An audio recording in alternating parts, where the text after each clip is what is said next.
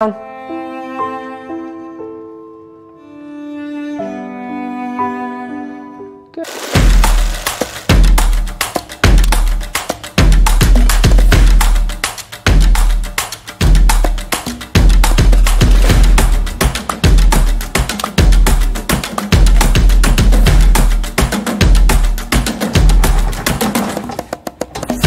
Okay, so the verbal down is it's generally a tough task for the dog to do. Now, you guys doing training early is going to make everything easier, believe it or not, because we're meeting him in an impressionable period. The 8-week to 16-week period is called the imprinting period, and it's kind of like the first 3 years of a child's life. They're very impressionable. The reason why the down is generally hard for dogs, even though he's doing it right now and he's hamming it up. By the way, he's a hit. People loved him and his giant head and his little body. Even though he's doing it right now, this has nothing to do with us telling him to do it. And that's where people will often make the big misconception is, well, yeah, my dog does a sit or my dog does a down. And I'm like, well, do you tell them to do it? Well, no, they just do it on their own. Well, cool. It's not the command. 8-year-old again, coming in clutch. But him doing it on his own has nothing to do with us. And so we want to create that response to when we say down, he lays down. And the reason this is important is because down is a submissive act between the dog and the human. It's the dog going, okay, I guess I trust you, I'll lay down. Or, you know, a big exciting, his girlfriend's doing something and it's a big exciting situation and you want him to lay down. And he chooses, instead of going and seeing her, he chooses to lay down. It's a very big moment for your relationship. Now, Sleepy Man here doesn't have a lot of like negative experience or history that he's built up, but there are a number of dogs that I've worked with that when we finally got the verbal down, the dog's personality shifted. Like its behavior shifted because of the connection between the person holding the leash and the dog. So to start, there's a couple of methods, and by the way, I should state this, I've never had a dog not do a down. Ever. Even puppies, even geriatric dogs, 10, 15 years old, Chihuahuas with missing teeth, I've got them to do down. Dogs that want to kill me, I've got them to do it down. So he's not going to be any different, but you guys are going to want to follow the criteria that I set for you to a T, so that way there's no misunderstanding or no, inconsistency to where he does something different because we're different. So I'm going to start with, hold on to those raptor teeth, dude. Let's start with a treat. Good job. Good. Free. Good. Now with puppies, I typically do one method with puppies.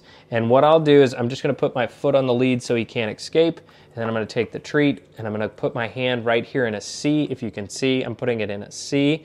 And I'm grabbing right here at his withers. And then I'm giving him a little back pressure. Good. And then giving him the treat. And then once he's done chewing, I'll tell him free, and he'll pop up. And the reason I do this, so this is the guided method. The reason I'm doing a guided method with a puppy is because think of how long we'll have to like sit here with a treat. I mean, he's really, really agreeable, but look at, he's like, nope, I'm just gonna, now I put my butt up. So for me, what I'll do is I'll put my hand in that C, put right here where his withers are, that's his shoulder blades are right there. And so I'll put the treat right there and then I'll give him a little back pressure, boom, right into the down. Good boy. And then once he's done chewing, I'll release my hand and then tell him free. Spit it back out. Oh, you need to double chew. So I haven't used the word yet either because he hasn't really done it on his own. I'm still giving him back pressure to do it. I want him to start to go into it on his own. Good job, buddy, before I give it a name. And I'm telling him free right away because his compliance is not going to be there. I'm being very realistic with him because if he just popped up and I didn't say the release command, then he'd go, well, I don't have to hold this. So I'm saying it right away just to kind of pair what he's doing with what I want him to do.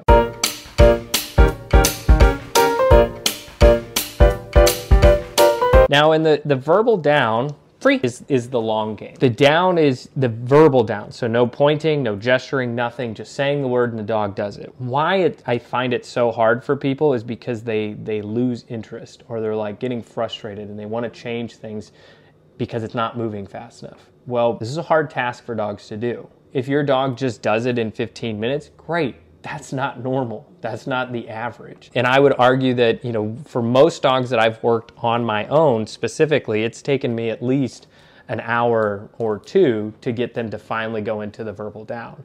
And that's laying down when I say it, but that's not holding it for very long. So if it takes us a couple of sessions, even together as a family, to do it, that's what it takes. But we're going to be super consistent and kind of teach him that.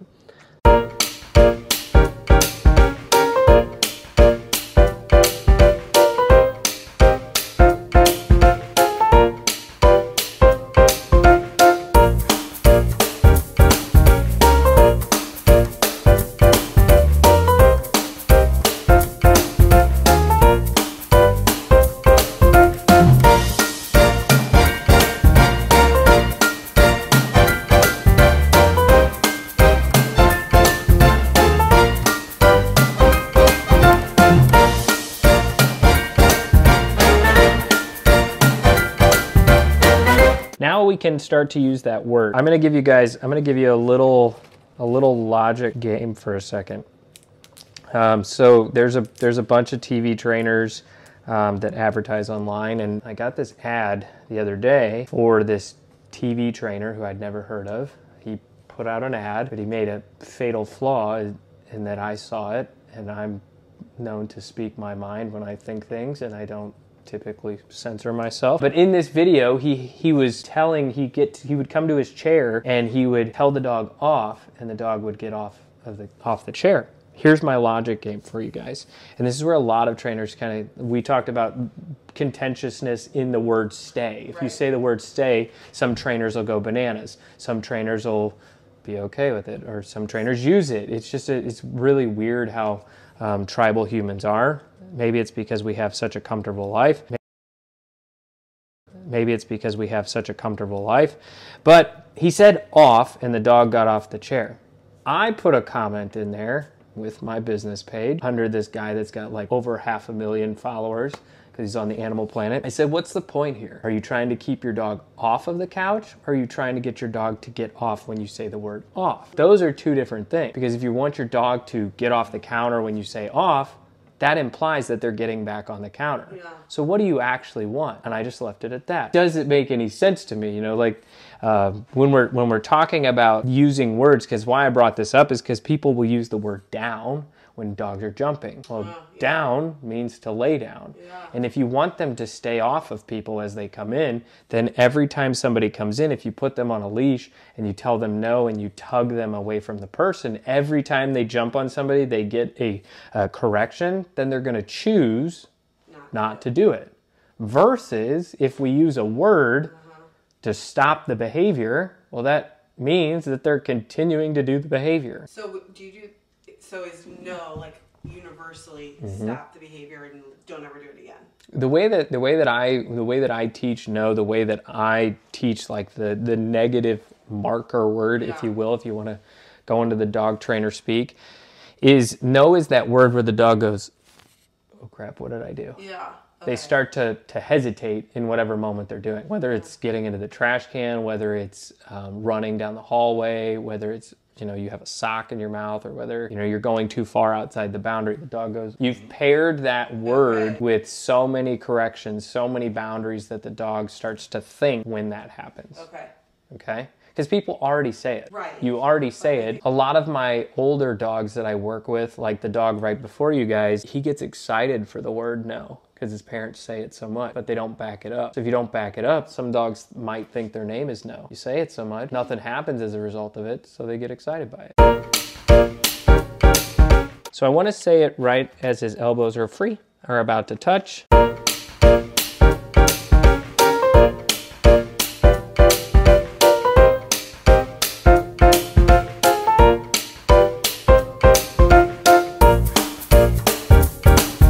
Now, and you can see why I use that that grip right there, because if we were just to expect him to do the right thing, he's not going to do it. Do you remember what we talked about last week as far as like dogs not being able to survive in the wild and then not being born domesticated? That is a big error that people have when they're looking at their dogs. They assume that the dogs just have it in them to make those decisions, like make those domesticated decisions that we want them to do.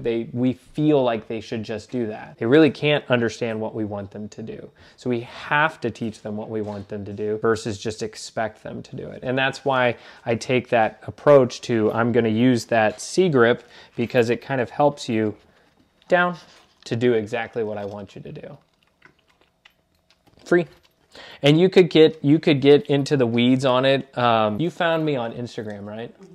Mm-hmm. So my good friends, the guy that wrote the book that I sent you, yes. His profile, we'll talk about this occasionally, like the bigger meaning behind why they try to change dog training to the way it is, and should we be leading dog? And this is going to sound really funny to you, Dad. Some people say that dog training is patriarchal, and they say it's oppressive, and that we should remove it. And it's nonsense. And it's the same nonsense that's going around everywhere else in the world. Society right there. Uh-huh. What are the ways to kind of like manipulate the public the most? It's kids and dogs, because kids and dogs are the way to the parents. So that's why we. Strategy behind that. Uh-huh. Why even bring that stuff up is because from a consumer's perspective, you're like, well, these guys are balanced. They said they're going to correct my dog. And these people say that they can get me what I want out of my dog by just using rewards. Like, which one do I want? And then the trainers are like infighting over this stuff. Well, this works this way and that works that way. They want you to infight, because ultimately the legislation is going to make decisions and you're just going to have to do whatever they say anyway. Well, why are they doing it? Why are they pushing it? Well, because they want to create chaos. Yeah. Chaos, Maverick. Chaos, Maverick. Go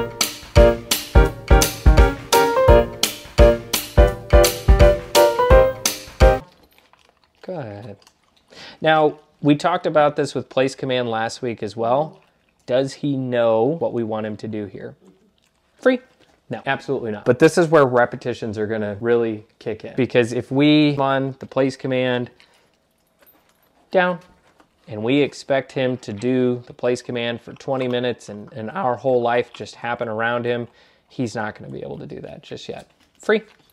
Those are inappropriate expectations on such a little guy that he's not even capable of meeting that.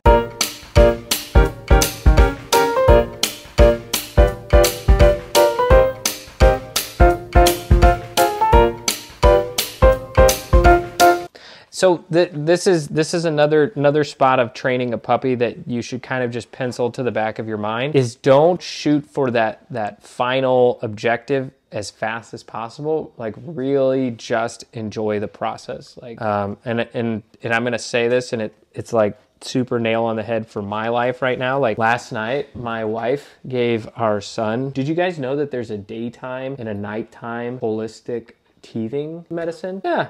Neither did I. But we have a daytime and a nighttime. And so my wife gave him the daytime last night, and I was like, there's a reason it's called daytime and nighttime, babe. And she's like, oh, they wouldn't put a stimulant in the dog or in the kids' teething medicine. Yeah. There was. It's a coffee something extract. So like at 10:45 last night, while I'm finishing the video and I'm getting ready to go to bed, I hear my son screaming in the room, playing and kicking and flipping around, and I'm like, what the heck's going on? It's 10:45. He goes to bed at 8:30. I come in and my wife's like, I have no idea what he's on. And like you could legitimately tell that he was going on something. And so like I bring this up because in those moments, like you had those moments. But it's part of it. It's part of the experience. You know, love it, hate it, whatever, it's part of it. And when you're training a puppy, it's the same thing. Like, you don't want your expectations for where you want him to be get into the way of where you're at currently. The more consistent that you guys are on giving him an answer to those things, the less and less those things will happen, and the better he'll be long term.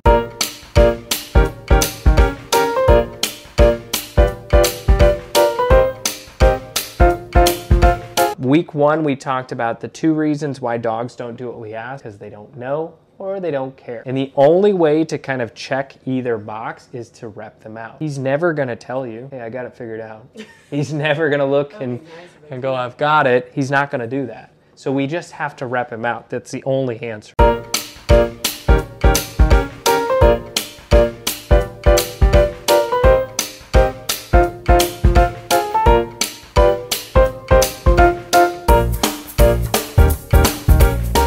So now we're at the verbal stage. So the verbal stage is going to be where you guys are going to want to be super, super consistent. Because now you remove the lure, you remove the incentive, so now he just has to respond to the sound and do the action. This is where we implement the correction in as well. Maverick, down. No. Down. Oh, yeah. There you go. Good. Now, as soon as he pops up, I'm going to tell him no and give him a correction and then put him back in the down.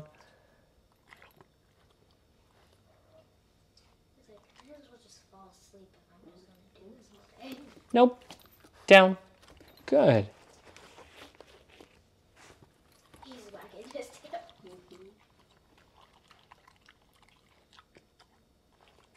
And my goal is like 20 to 30 seconds here. Okay.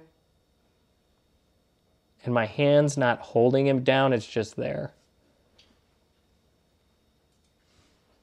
Free. Good. So this is a long game. This is something where we're going to just repeat, repeat, repeat, repeat. The reason why I've been able to, and I've trained a number of dogs that have been other places, and the other trainers have said, some dogs just don't learn downs. That's what they'll tell the owners, and they'll give the dogs back, and the people won't even bat an eye. They'll just be like, that's what they said. Well, it's not entirely true. The reason I can get those dogs to do it is because I give you something simple to follow and you just repeat.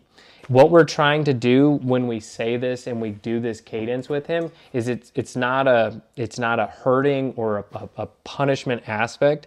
It's so consistent that he gets annoyed with it. That's what you should think about, is every time you say that sound and he doesn't immediately lay down, he gets popped and then he gets put into the down. So he's like, well, I want to avoid all that. I would much rather just lay down and get the treat. And so then that's what he chooses to do. Okay?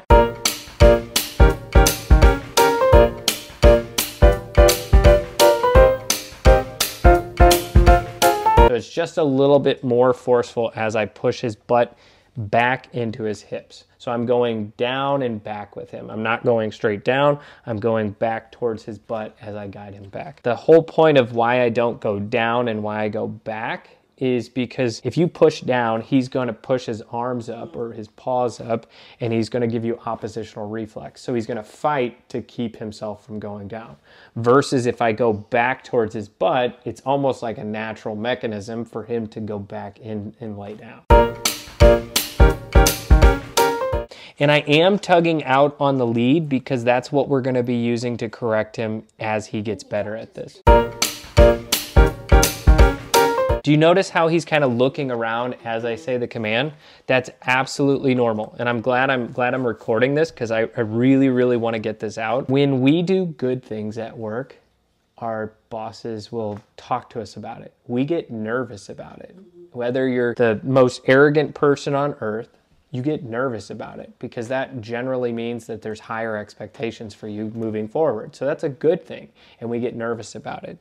If you do something dumb, you get yelled at and you get nervous about that because you did something wrong and now the expectations change. What I'm pointing out here is that he's kind of looking around nervously. Most people, if you're watching this, you can assume that he's nervous in that moment, and that's okay. That's not a bad thing. That there is a lot of people out there that will refuse to train their dog or do anything with this animal because of those inferred thoughts.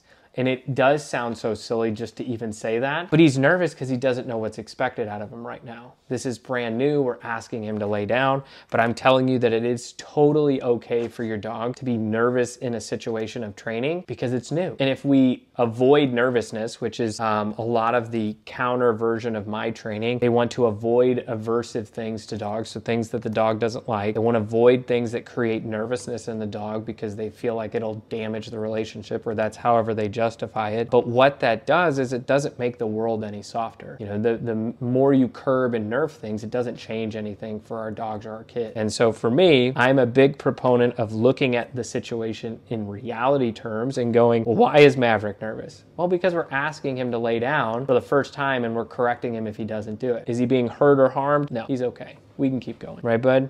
You don't look at me, I disappear, right? Free! Come on. I know, you just want to do it. Maverick, down.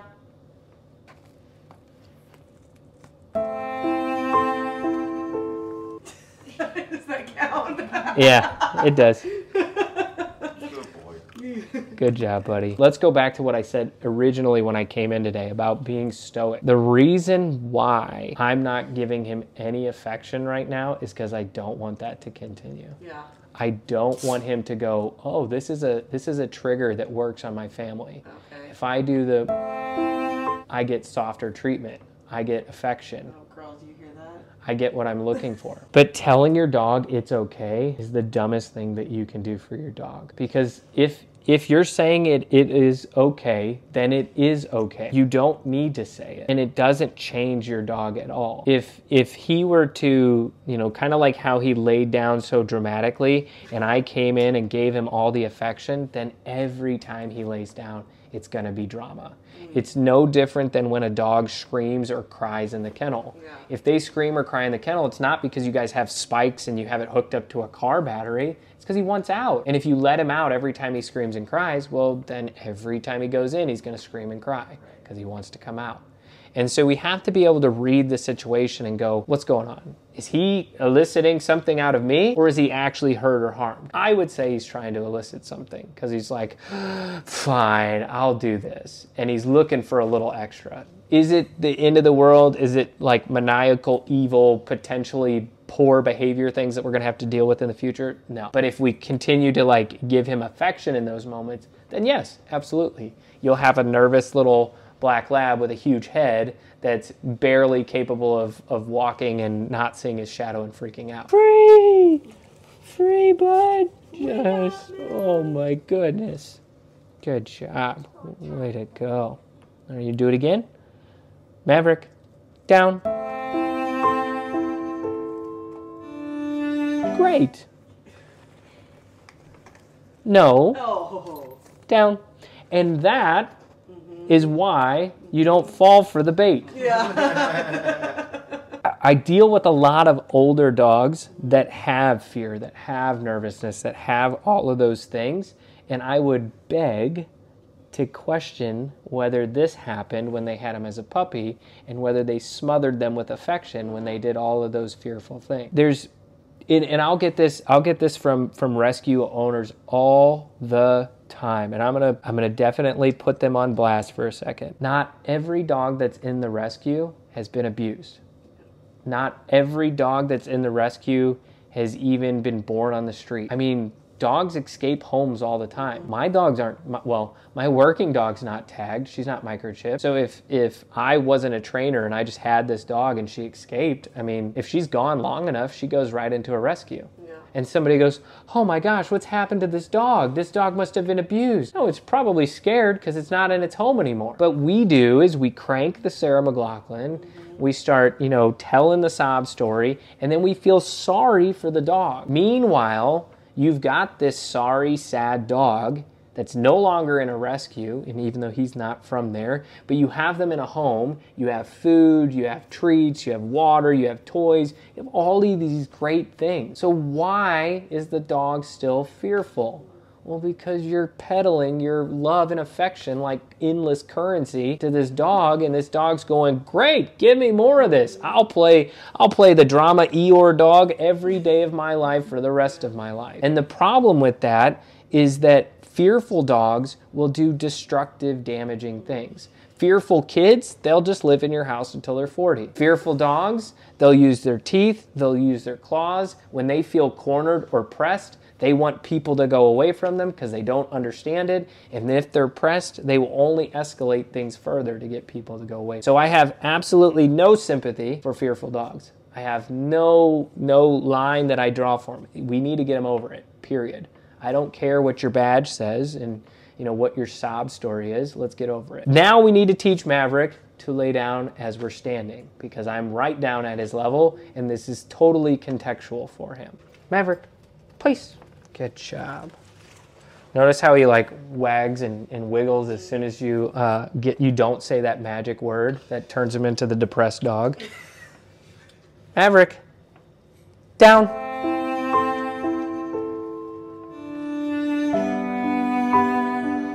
Good job, buddy. He does lay down in a very depressing fashion. He learned it in an hour. How old is he? Well done, dude.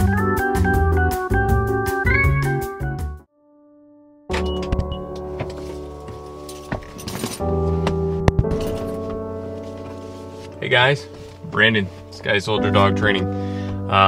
So thank you for staying through the whole video and watching the video of me working with young Maverick on his verbal down. It's a great opportunity for you to teach something to your puppy, in that 8 to 16 week period, which is called the imprinting period. It's super powerful to kind of shape and mold the dog before any of their hormones start to kick in, and you can really create and establish good boundaries early, so that way you don't have to deal with them when the dog gets bigger. And here is the time for my kids and for those of you that are interested. This is the biblical time. So today, what we're reading from is Micah 6:8, and it says, "He has showed you, O man, what is good, and what does the Lord require of you? To act justly, and to love mercy, and to walk humbly with your God." All right, guys, thank you for watching.